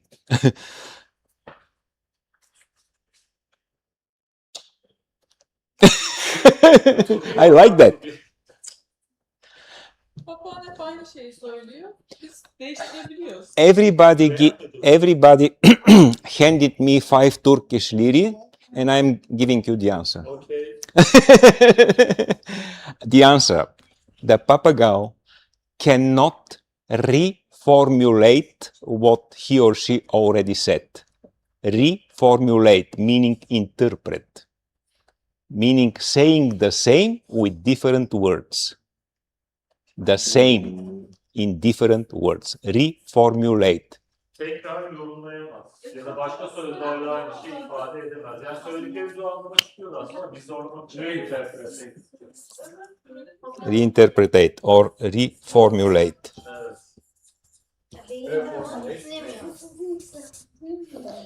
He said something, but he cannot. When you ask, what did you say? We usually say it with different words. He doesn't have these different words. He can answer you in the best way. The best he can answer. Hayır, yani çok üzgünüm. Ne dedin? Kalbim kırık. Yani nasıl 30 tane kelime var mı? Metafor Tamam. yapamaz. The papagay may use the metaphor. That's very good. Thank you for explanation. Or he can tell you, "Are you so stupid not to understand what I've said?" So anyway, it was exactly John Locke who posed this question, and when he asked this question, and doing all this in this essay concerning human understanding, he claimed that we need semiotics. Now, the problem with John Locke was the following. It's here. I'm not writing anymore because we don't have time. I would like to present to you something very interesting also. Only examples today. He said that words, this is a literally quotation of John Locke, words by use readily excite ideas of their objects. So we say a papagao and we have the ideas of papagao. That is not possible. That is not possible. That's why John Locke is still a dyadic, double, two philosopher. We say papagao, we have immediately a papagao in our heads. Okay, what the same we will see is doing, but in much more sophisticated way, Saussure. Ferdinand Saussure. What Peirce makes is the third part. We say papagao. We have the sign of papagao in our heads, and then we write.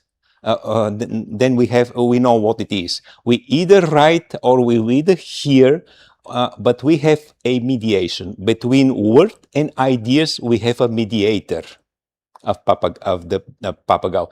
Otherwise, we have to accept that on the streets are walking ideas and not men. Man is first sign, and then it is what it is. So he is the dyadic philosopher. I know that for the time being you still don't understand it, but you will. These are some saying by John Locke. As I said, words immediately signify ideas. That is impossible. Ideas is already everything, meaning, whatever. Peirce says words are signs of ideas. Signs of ideas. Words are not ideas. There is not dyadic, just dyadic relation in our speeches and whatever. And here is the quotation of John Locke, word by word, when he claims in his essay concerning human understanding what semiotic should be. The third branch may be called semiotic, and this is in the 17th century. Now, here I am showing in a diagram what exactly John Locke meant. This is a very useful diagram, Tuna. Very useful diagram. We have concept.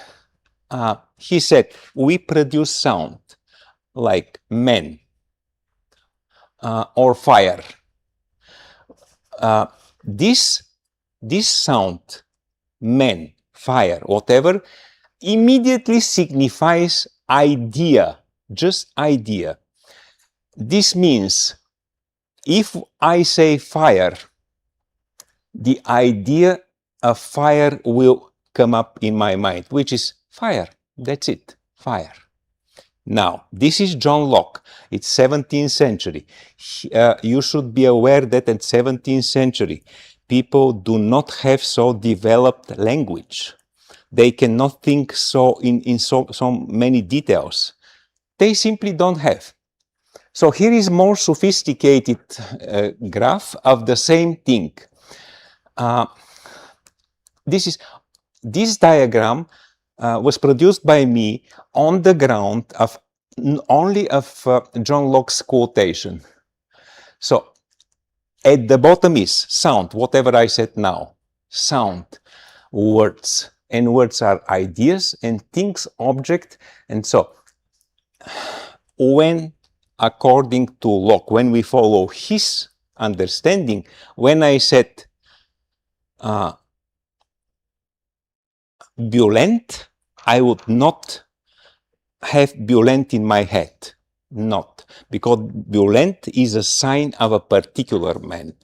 I only can stay with a man.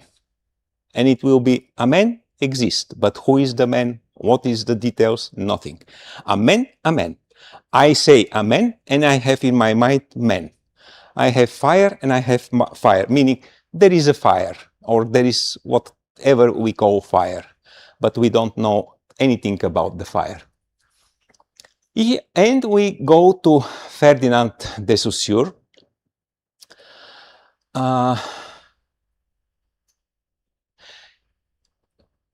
Ferdinand de Saussure, up to now, and also by you, I've heard you say that he has founded semiotics. In fact, he was from Switzerland, from Swiss, and he was a linguist, pure linguist. And what he invented, what he grounded, he called it semiology in French. Then we may say semiotics, but with many conditions, but semiology, that's what he created. He actually do not have a book, written book. He gave a course, like my course, of lectures, a very famous course of lectures, and his students were writing down in papers, and these three courses, given in different years, he died in 1915. They got together all his notebooks and created a book posthumously. During his lifetime, he didn't publish a whole book. They made this, his students. So he was a brilliant, very good linguist. We are not saying that Peirce is more. Simply, Ferdinand de Saussure was a linguist, grammatologist, philologist, and he said, in our heads, we only have signs which are two-sided. When I say tree, I have in my mind the tree. And we only know that it is tree because there is another sign which is not tree. Like, for example, I know what tree is, and because I know that there is a chair, contradicting between chair and the tree, or table and the tree, there is a tree. We know the meaning of the sign, as he says, because there are different signs. This is the so-called method of opposition. There are opposition, and that's how we know. But this is because he was not interested in the outside world. Signs, according to Saussure, were just in our head, and this is okay. The signs are arbitrary. I mean, they are not motivated by anything in the nature, like the tree in English, Baum in German, Arbor in French, whatever it is in Turkish. It's part of the language. They are not motivated. As for Peirce, the things are completely different, and we slowly approach Peirce. But before that, let's see. A language is a system of signals, says Saussure, but a relationship which the mind establishes about those signals, but only in two, not in three. Only differences without positive terms. It's too difficult. Signifier and signified. The system of language, the signs according to Saussure are signifier and signified. I showed you a coin the first day. The coin has two sides, but we don't don't think of two sides. We think that this is a coin, and the coin has signifier and signified, something like that. So my question here, this is too much. My question here is, where does the meaning exist? Diachrony, synchrony, these are processes in Saussure. We are not going to talk about this. Langue et parole. Langue is any tools, language tools in our heads, and what comes out of our mouths is parole. According to him, this is the division of language. Active use of speaking, Yeah, there is a guy who thinks that Saussure is a pragmatist also, and there is an article about Saussure being a pragmatist. I'm not dealing with this. And now this is the scheme about how the sign is signifying according to Saussure. The sign is something one, which has two sides, signifier and signified. Signifier and signified, up, when it is assigned. And there is another signifier, signified, another sign, and the meaning appears between the two. As I said, in our heads only here in our minds, we have a sign, we think of sign of a chair, and we understand the meaning of the sign of a chair only because there is a sign of a table or the sign of a water or of a fire, whatever it is, but contradicting compared to something else. The sign is unit, consisting of two parts, and it means only when it is opposed to another sign. That's it, Saussure. So instead of asking what is a sign according to Saussure, which is a general question, I ask myself, where does meaning appear according to Saussure and according to John Locke? I showed you the John Locke. It's kind of similar. By John Locke, it's a little bit more primitive. By Saussure, it's more sophisticated. However, it is dyadic. Saussure and John Locke, their philosophy is still dyadic, not triadic. And now we are going to see what is the real difference. Saussure and Peirce. Here it is Saussure, Peirce's sign, finally. I forgot to tell you, no, I didn't forget, but I'm going to tell you now.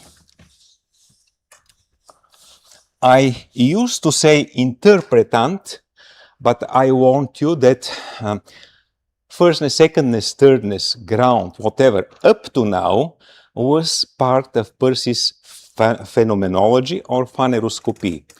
Peirce was a philosopher who is system builders. He builds his next system upon something which is already built. Upon the categories, firstness, secondness, thirdness, he built his semiotics. It does emulate in a way, it is similar in a way to category, but it's also different. And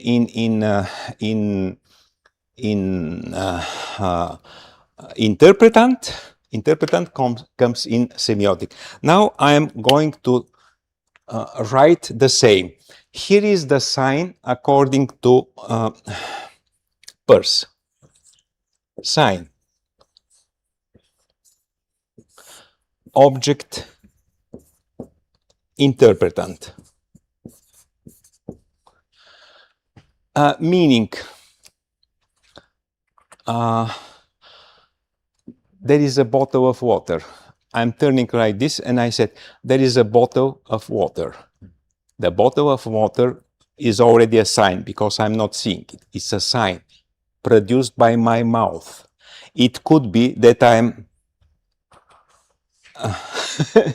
I'm drawing a bottle, but this is not a bottle. Okay, this is a bottle. So it can be a picture.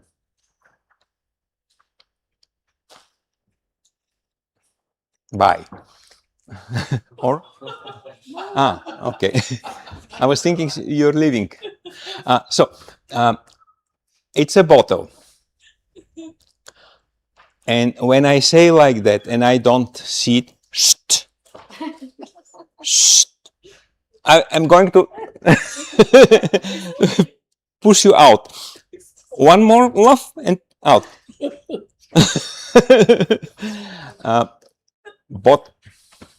Bottle. And I say bottle, I either say bottle or I picture bottle. I can show you a picture of a bottle. All these types would be sign. They signify what? A bottle. This is the object. This is the object. This is the sign of the object.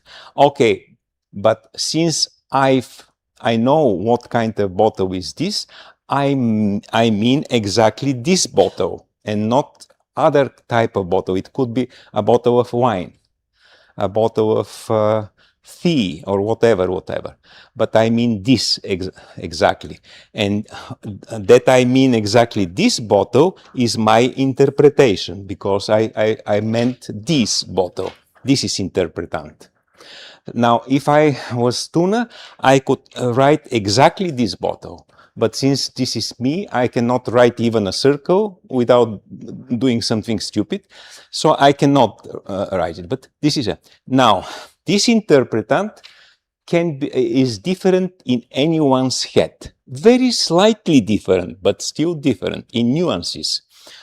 So from here, we have three types of interpretant: energetic, emotional, and final or logical. Doesn't matter. I just make so that you should know. Interpreting goes to habit-taking tendency. This habit-taking tendency signalizes that it is never completed. It goes towards habit, towards producing habit. All this by Peirce is called unlimited semiosis or thinking.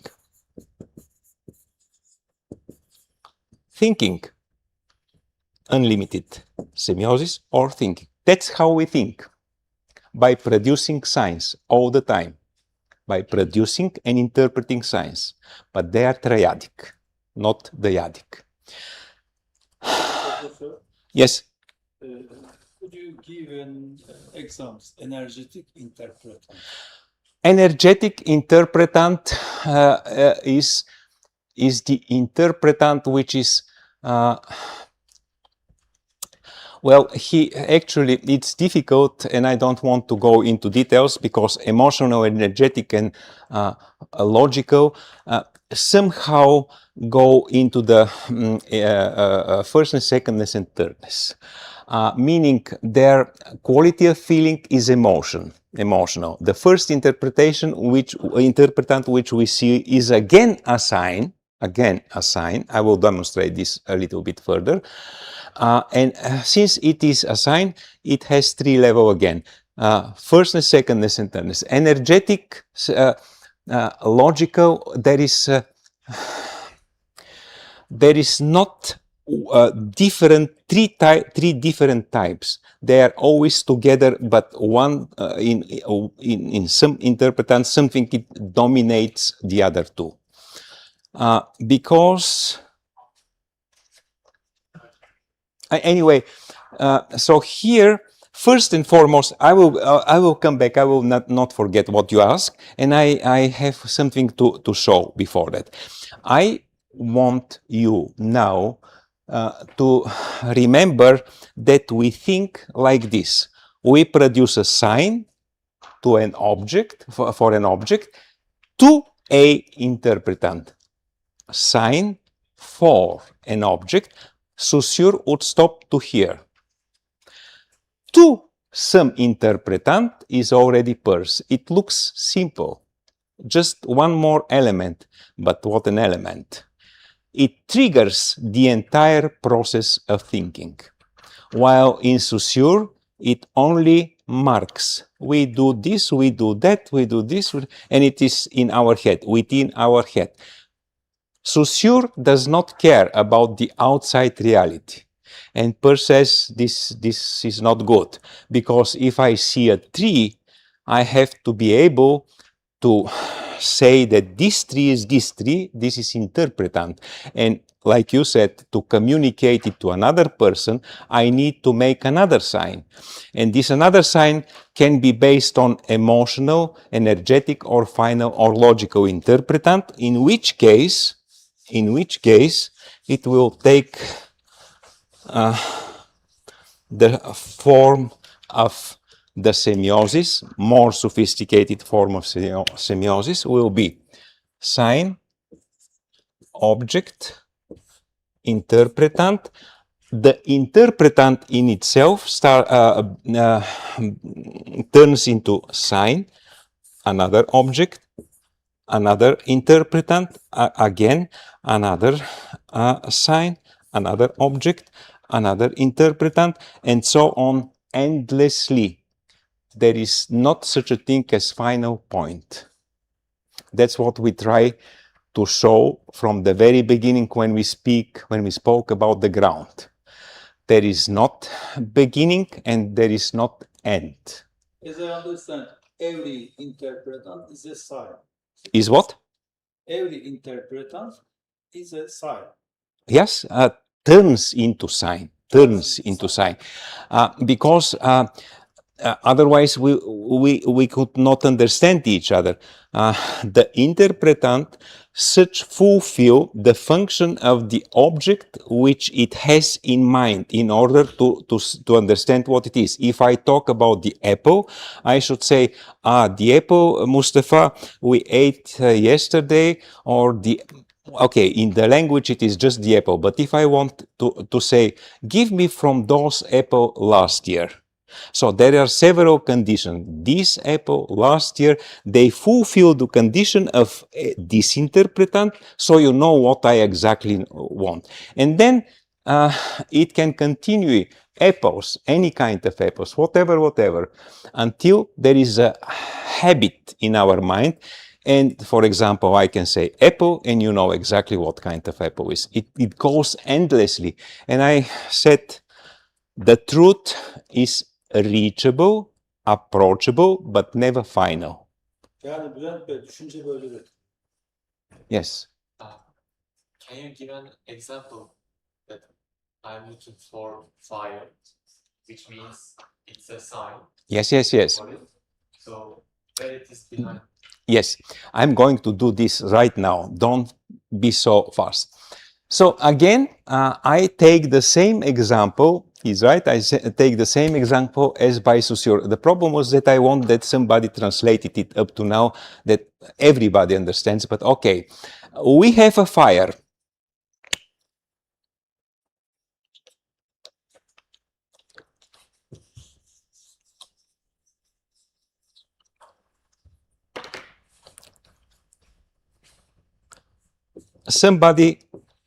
Somebody shouts, fire, fire, loudly. In Saussurean word, this will be sign. And that's it, fire. In Peirce, it will be fire. Somebody shouts fire. We know that this is an object in reality. Object in reality. Or anything in reality. Now, this is important. In Saussure, John Locke, and all the dyadic semiotics, fire, there is a fire. I mean, fire. Flame, whatever. Can you give me a fire? That's it. In Persian semiotics, fire could be a command, part of soldiers with their guns. And the commander says, fire! Meaning what? Completely different than fire. Or you're in the jungle, your favorite example, because I know you're coming from them. In the jungle, you go into the jungle, or no, you are Indian guy, and Mustafa is coming. Mustafa doesn't know what to expect in the jungle, but you know that Mustafa is dangerous, and you want to protect your tribe. So you set fire and give a signal. There is a smoke and there is a fire, and all the people from your tribe are hiding, and Mustafa cannot find them. So fire in Persian word is a fire in 3D world. 3D in the real world. Fire in Saussurean word is fire in two planes word, in flat word. Compris? Compris? Really? Which means that behind the fire there are tons of rules directly towards the other meanings about fire, which is like Yes, God that's of true. fire. That's true. Now, this is something which we are not going to do, maybe tomorrow. A very sophisticated science system of Peirce, whatever. But I would like, semiosis is here. I forgot that I have it also here. Meaning according to Peirce, whatever, where to search for meaning. We are going to watch video again.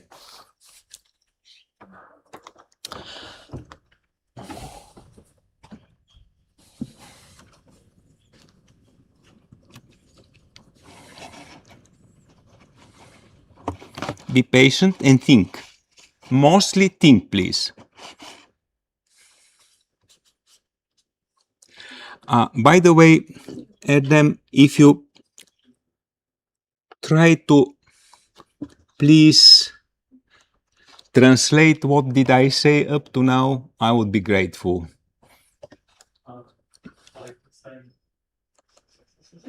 In Turkish or Aydın, with the help of Aydın.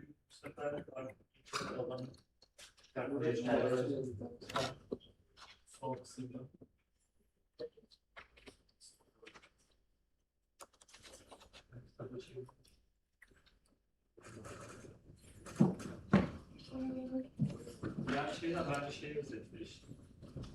İşin asıl özü kısmı. Hani Peirce anlamı üretilmesi Saussure'de farklı vesaire. Sosyoloji yaklaşımında düz bir anlam vardır diyor. Sadece işaretler. Yani işaret vardır, nesne vardır. Ama Peirce'çi anlamda işaret vardır, nesnesi vardır, interpretantı vardır. Interpretant daha sonra başka bir işarete dönüşür. Oradan yeni nesneler ve interpretantlar çıkar.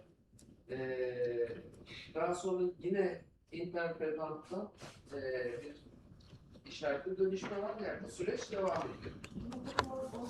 Hocanın işaret Really? No, why? 10 minutes for 4. You have 10 minutes, 5 minutes, what time is Okay, this is the enemy. We should expel him. Please read this, and I'm going to the story I'm going to tell you with my words is this story. There is a movie which was based on a true story. The movie is called At First Sight. You can find it in 1991. It is still there. It's really based on a true story, which is very famous story. It features in the main character is the actor Val Kilmer. You know Val Kilmer? Yes. Okay. Val Kilmer is originally blind. He was born as a blind person. Somebody asked me about blind people. Val Kilmer was born blind, and he was happy. The movie shows him as 36-year-old. He was happy. He could even play hockey, ice hockey. He played with the kids in the streets. He was really happy. He doesn't miss anything. He has everything. He worked in a hospital, something I forgot exactly what. The details are not important. And then there is a sentimental story, of course, melodramatic one. He meets a lady, fall in love with her, and this lady decides that she will do everything that Val Kilmer will see again. The story is here. If you don't understand me, the story is here behind me. Could you please, Aydın, translate this up to now? It's about movie. The movie is called the At First Sight. 1991 was the premiere. Val Kilmer, blind and so on. Yeah. Val Kilmer'ın oynadığı İlk Bakış isimli bir film var. 38 yaşında bir karakteri canlandırıyor. Hokey oynuyor bu karakter. Ve işte tanıştığı bir kadın var ve onun tekrar görmesi için elinden geleni yapmaya hazır. Right, thank you. So this lady, after 1 year, has found that there is an experimental way of curing the blindness. Bir yıl sonrasında işte bir deneysel tedavinin yolunu buluyor daha doğrusu. And she asked the main character, Val Kilmer, that he will have a surgery in order to see.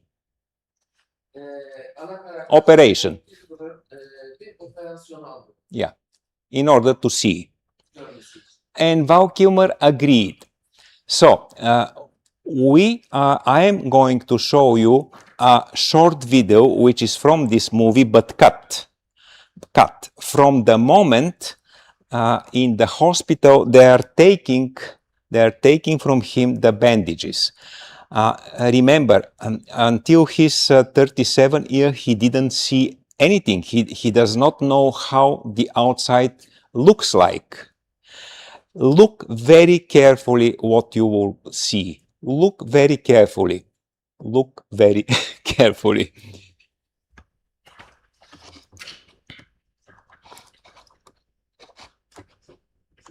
You will understand all the differences between Peirce and Saussure from this video.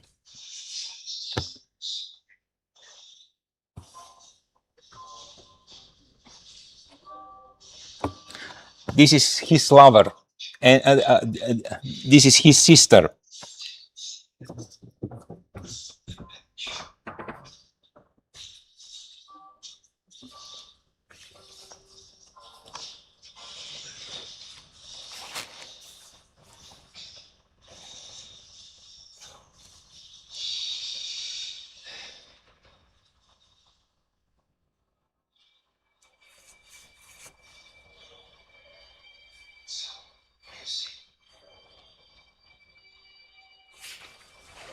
Excuse me. Can we make the sound louder? Louder. The sound. Sesi biraz. Görevleri çağıralım. Ben düzgün bir görevleri yapayım.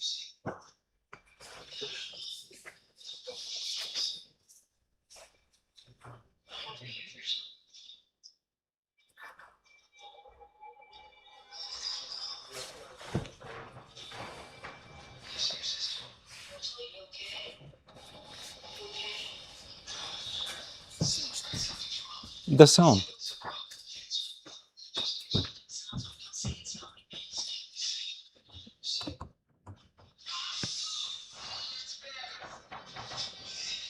Exactly. It's the end. Sorry. It should be from here, from The last one. Şu sesi biraz açabilir misin? the sound. A little bit higher, please. Hocam şöyle bir bağlayabilir miyiz? Lütfen bağlayabilir miyiz? Neydi? Bilgisayarı bu lütfen. Bilgisayarı bu. Aynen. Bilgisayarın oradan bu lütfen açabilir miyiz?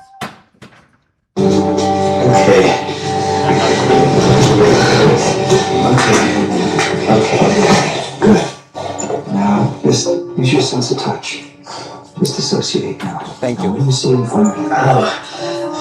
It's too loud. Too loud. It is too much. A little bit slow. Yeah. Yes, thank you. But please see carefully. Why is he touching this?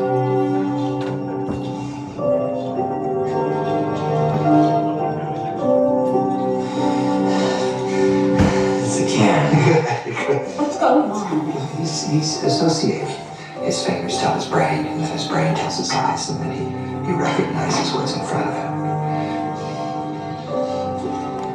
Okay, Virgin, let's give your eyes a rest, okay? You should all be very happy. You got something.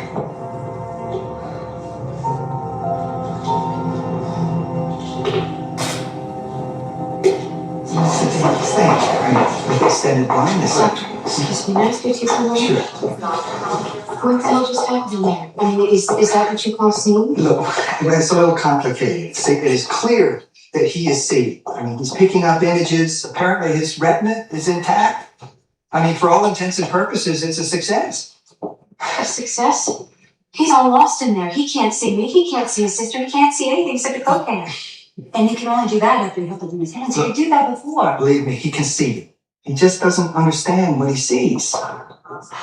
So is this temporary? Will this go away? Well, there is a visual therapist. It's a fellow named Phil Webster. Before you develop a visual thing, you have a problem with depth of field, space, shape, size, and distance. It's fascinating. There's only been 20 cases of this in the last 200 years. Basically, your eyes work, but your brain hasn't learned to process the information. You are mentally blind. Neurologists called it visual agnosia. Well, I call it pretty... You are mentally blind. I want you to remember this. What was the name of the first time? What? Who is speaking? I don't understand. What is name? The name of the movie, At First Sight. At First Sight, 1991. What I'm going to show you here is what happens. These men did not see before this seance. They are taking this, and what did he see? Is scaring here.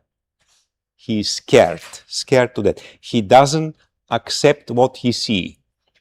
And he's in trouble. He's so scared that he says, I need to have something in my hands. Why? Because before, he only understands when he touches things. He was tactily seeing, only tactile, by touching. So he needs something to touch in order to get calm. And they give him a can of Coca-Cola. Coca-Cola must be paid thousands of dollars for this advertisement. So he is now calm. Anyway, then he cannot understand what is this. This word is not good for him. It's against whatever he wants, and he doesn't like it. And the doctor tries to conceive him that this is a big success, but neither his sister nor his lover are convinced. They said, this is not a success. He does not know what is this. And he said he needs somebody, some doctor, to teach him how to see. Teaching, because our sight, eyes, goes directly to the brain. We see through our brains. Why? What is this? We conceptualize all the time. What we see, has to be conceptualized to extract meaning from the brain.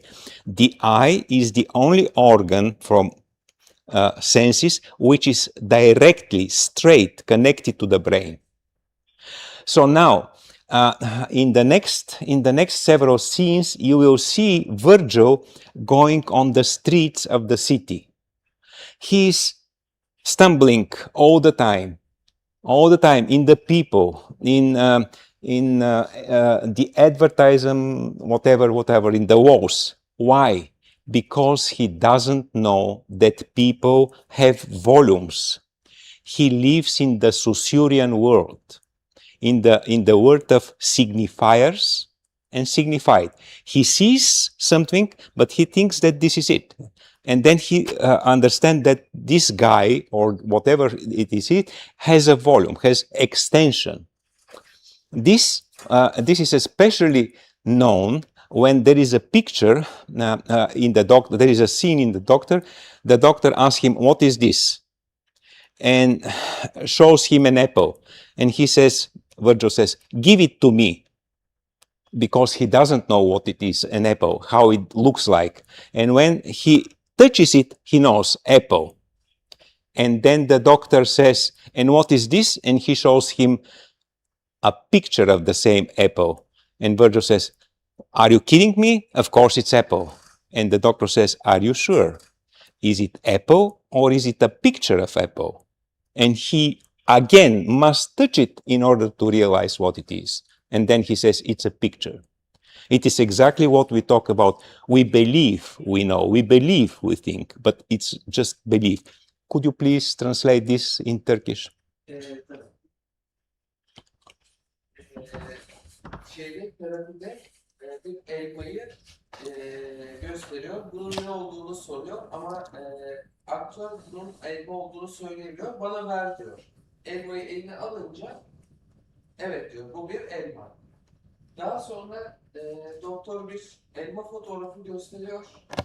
Diğer elinde de elma tutuyor galiba. Bu nedir diye soruyor. Fotoğrafa da elma diyor. Emin misin diyor doktor da. Daha sonra eline alıyor doktor. Evet diyor bu fotoğraf. Bu elmanın resmi. Bu elmanın resmi. Probably a little bit more, and it finishes. It's just 3 minutes, but it looks like it is more.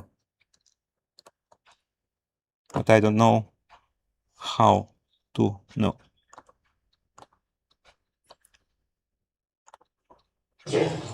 Happens all the time. Okay, Alberto Valvo. Sight the scene- restoration after long-term blindness. One must die as a blind To the person top. to be born again as a sighted person. However, it is the interim, the limbo between two worlds, that is so terrible. There you go, pal. You're in limbo. Right, that's it? Limbo? I mean, that book doesn't have anything else that might help us with Virgil's condition. Limbo's not that bad. It's like New Jersey. You can see where all the good stuff is happening. You just have to get there. I know. You were expecting Anne Bancroft. A dramatic breakthrough out by the water pump. I'm sorry, I'm just a professor. I teach people how to teach the blind, how to become independent. Unfortunately, there's no manual on what you're going through. I'd like to help, but like the rest of things in life, it's really up to you. Are you crazy? I'm completely confused. You said you'd like to help, so we came here for help. All right. You want a lesson? Yes. All right. Here we go. Lesson number 1. Repeat after me. The rain in Spain stays alone. I'm kidding. It's a joke. What's this? He doesn't know. In order to know, he has to touch it. Good. You've now won the toaster oven. Okay. What's this? Good, but is it an apple or just a picture of an apple?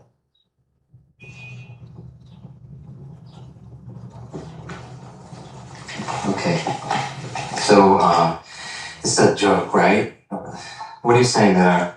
My eyes lie?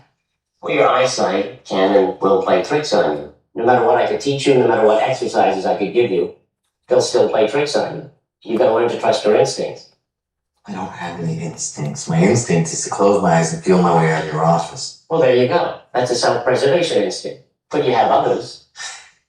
Look, Virgil, you have to learn to see just like you learn to speak. Perception, sight, life is about experience, about reaching out and exploring the world for yourself.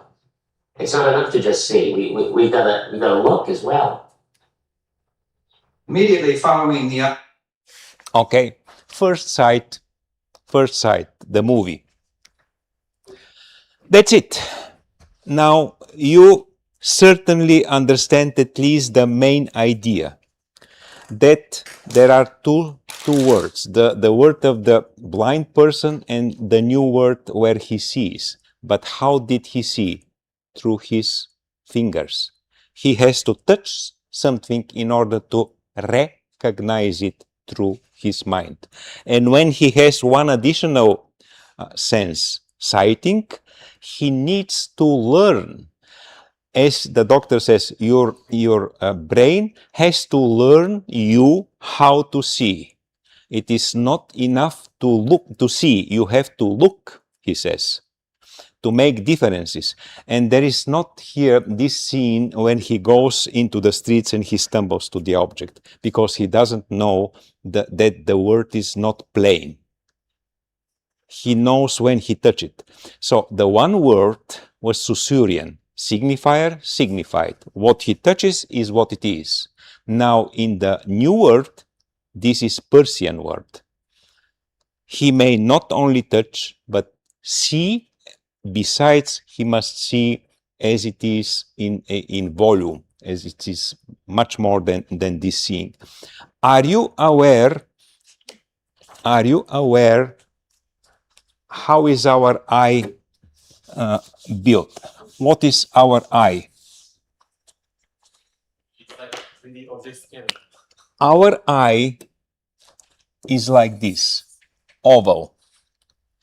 But do we see as an oval? Can you please at least draw an eye? Human eye. This doesn't look like anything in the world.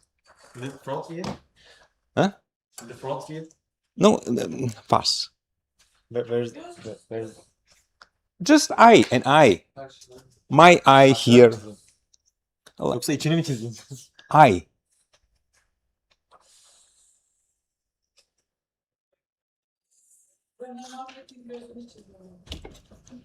Here.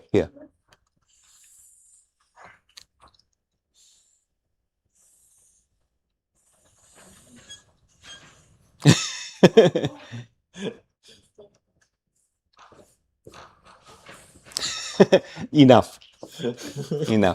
I would be better. Anyway, you see the shape. This is oval. Do you see ovals? Oval after oval in here. Do you see ovals? Do you see like you have these terrible things? Do you see like we are like the organ? Of course not. Why? Because the intellect finishes the work of the eye. The intellect finishes it. We see plain because here there is some work done. We have here something which is called a retina behind our eye and something which is called macula, which is centering what we see. However, all of these things are not plain, but they are only taking the signals from the outside world and work it on, and the brain is working on this. So when we don't have eye like Virgil in the movie, everything we have is touching. And when we have, he has to learn to teach his brain how to see. That was in the movie, and this is the greatest difference between the conceptualization and which is by Peirce, and the static theory, completely static as it was by Saussure. Thank you very much. Questions now, but maybe outside, because otherwise. Thank you, Professor. Arkadaşlar 4 günlük seminerlerimizin en uzunu yaşadık bugün ve en keyifli olanlardan biriydi. Ben çok keyifle dinledim. Umarım siz de aynı keyifle dinlemişsinizdir. Yarın artık son seminerimiz. Yarın sabah yine saat 10.30'da burada görüşmek üzere. Ha bir de şunu da böyle teyze aklıma şu geldi. Yani gerek Erdem'in özetlemesinden, gerek Aydın'ın özetlemesinden, gerek diğer arkadaşların konuya dikkatinden, yani biz bu işi anlamak üzereyiz. Yarın anlayacağız mı? Yani biz bu işi anlamak üzereyiz. Biz bir sınırı aşmak üzereyiz. Eğer durursak geri gideriz.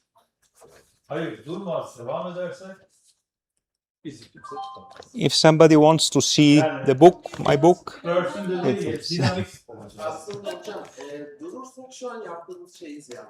Evet,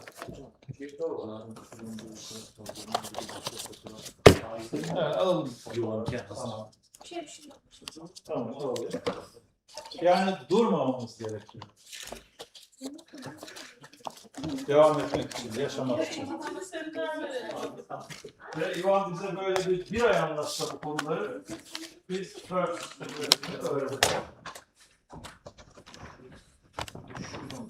Ama tabii her zaman tutamayız. Kendi kendimize konu tanıtımı yapacağız. Devam edeceğiz. Durmayacağız. Aslında hocam